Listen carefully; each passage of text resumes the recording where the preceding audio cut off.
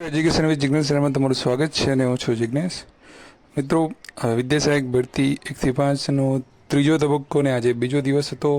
તારીખ હતી 8 તારીખ અને આજે જે છે એ આજની જે કોઈ અપડેટ છે એ તમારા સાથે હું લઈને આવ્યો છું અને ખૂબ જ આંકડા જે ચોક્કસ મેળવવાનો આજે પ્રયત્ન થોડો કર્યો હતો.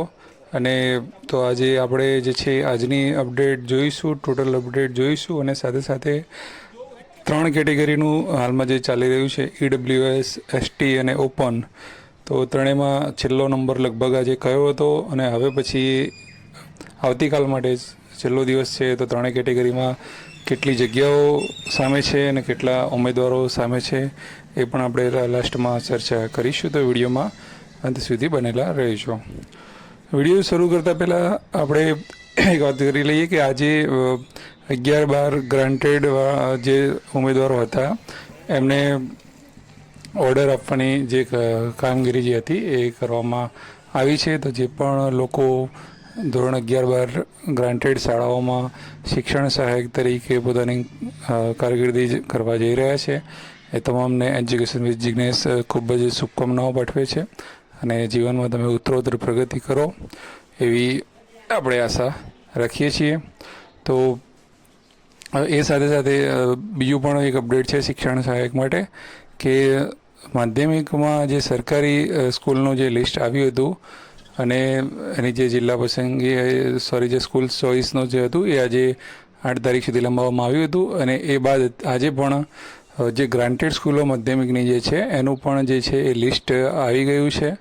તો જે તે વેબસાઇટ ઉપર અને PDF જતા ફરે જ છે. તો એ પણ ઉમેદવારો માટે આ સૂચના હતી. હવે આપણે 1 થી 5 જિલ્લા પસંદગીની ચર્ચા કરીએ. તો જેવી જાણકારી મળી હતી કે આજે 5,850 નંબરથી કે સ્ટાર્ટ થયું હતું, 5,851 નંબરથી અને ટોટલ જે છે અહીંયા તમે જોઈ શકો છો કે 7,550 આસપાસ એટલે કે 7,500 આસપાસ જે જનરલ નંબરો હતા એ પ્રમાણે કેન્ડિડેટને બોલાવવામાં આવ્યા હતા. એટલે કે ટોટલ 1700 સુધીની રેન્જ હતી. આજની 1700 ઉમેદવાર સુધીની રેન્જ હતી અને જે કોલ લેટર જે છે એ ગઈકાલે જે ઇસ્યુ કરવામાં આવેલા હતા એટલા જ 400 જેટલા કોલ લેટર ઇસ્યુ કરવામાં આવ્યા હતા અને આજે જિલ્લા પસંદગી જે થઈ છે એ 377 ઉમેદવારની થઈ છે અને સામે ગેરહાજર છે એ 23 જેટલા ઉમેદવારો ગેરહાજર રહ્યા છે. હવે આપણે અહીંયા જોઈએ કે ઓપનમાં આજે 114 ઉમેદવારોએ પસંદગી કરી છે જે જનરલ કેટેગરીમાં. SC અને SCBCની આપણે વાત નહીં કરીએ.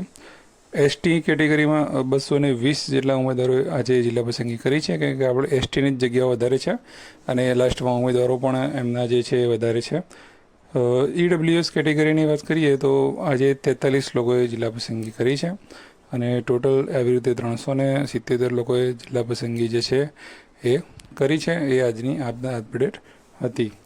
તો જેવી રીતે આ કોલ લેટર જે ઇસ્યુ કરવામાં આવે છે 400 જેટલા 1700ની રેન્જમાં અને હવે આવતીકાલની વાત કરીએ તો આવતીકાલે છેલ્લો દિવસ છે 9 તારીખ છે અને આવતીકાલે લગભગ છેલ્લા નંબર સુધીની રેન્જમાં આશરે 500 જેટલા કોલ લેટરો જે છે એ ઇસ્યુ કરવામાં આવ્યા હોઈ શકે છે અને એ પ્રમાણે જે છે એ આવતીકાલે છેલ્લો દિવસ જિલ્લા પસંદગીનો ચોક્કસથી સાબિત થવાનો છે અને એના પછી જે છે એ જિલ્લા પસંદગીની કાર્યવાહી જે છે એ પૂર્ણ જાહેર કરાશે કદાચ.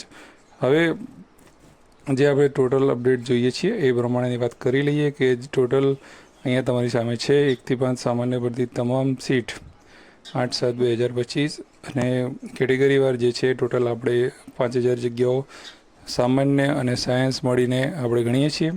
તો ઓપનમાં તો કુલ જગ્યાઓ 2766માંથી આજે 2144 આંકડો પહોંચી ગયો છે. 622 હજુ પણ બાકી બોલે છે. 77.51% ભરાઈ છે. SC અને SCBCમાં જેવી સ્થિતિ હતી એ રીતની જ છે. એસટી કેટેગરીની વાત કરીએ તો કુલ જગ્યાઓ 678, એમાંથી આજનો આંકડો જે છે 383 જગ્યાઓ ભરાઈ ગઈ છે અને 295 જગ્યાઓ હજુ પણ બાકી છે છેલ્લા દિવસ માટે. તો હજુ પણ 56% જ ભરાયું છે.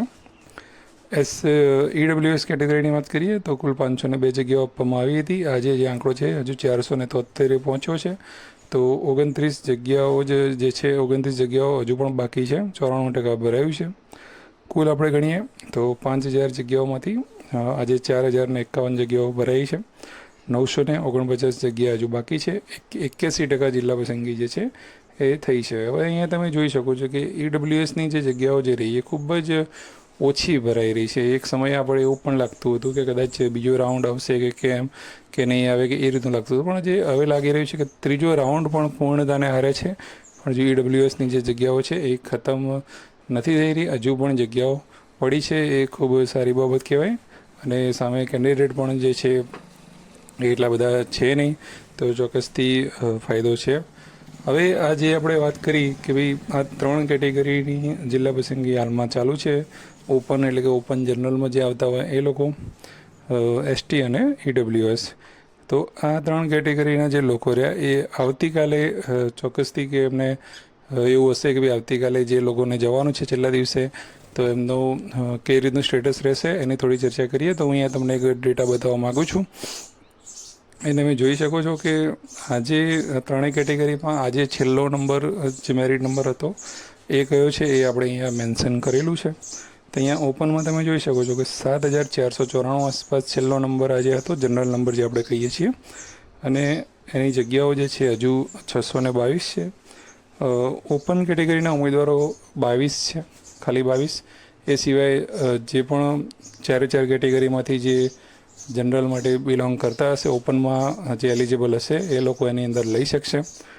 એટલે એ જે જગ્યાઓ જે રહી એ લગભગ કેટેગરીના લોકોને પણ આપણે જેટલા જનરલ એલિજિબલ હશે આશરે ગણીએ તો આઈ થિંક 150-170થી વધુ નહીં થતા હોય એટલા જ હશે. કારણ કે હજુ મેરિટ જેમ ડાઉન થતું જાય એમ એની જે ટકાવારી જે રહી ઓપનમાં લેવાવાળાની એ ખૂબ જ નીચી થતી હોય છે. એટલા માટે તો આ જે જગ્યાઓ જે રહી 622 એમાંથી બહુ મોટા ભાગની જગ્યાઓ જે છે એ ભરાવાની નથી, એ ચોક્કસ છે.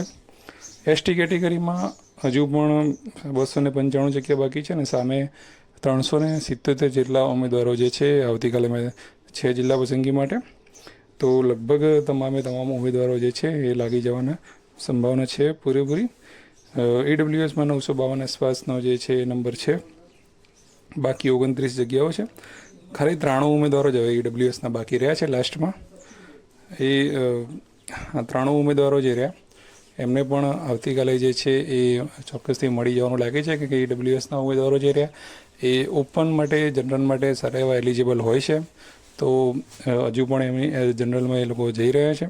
તો મને નથી લાગતું કે કોઈ ઉમેદવાર બાકી રહે. તો આવતીકાલે એમને પણ જિલ્લા પસંદગી છે એ ચોક્કસથી મળી જવાની છે. તો તમામને શુભેચ્છાઓ. જેને પણ આ જિલ્લા મળી ગયા છે તમામને બધાને શુભેચ્છાઓ. વિડીયો કેવો લાગ્યો કોમેન્ટમાં જરૂરથી જણાવજો અને લાઇક જરૂરથી કરજો. આવતીકાલે છેલ્લા દિવસમાં જિલ્લા વાઇઝ બધી તમામ અપડેટ સાથે આપણે મળીશું. ત્યાં સુધી જય હિન્દ, જય ભારત. Thank you.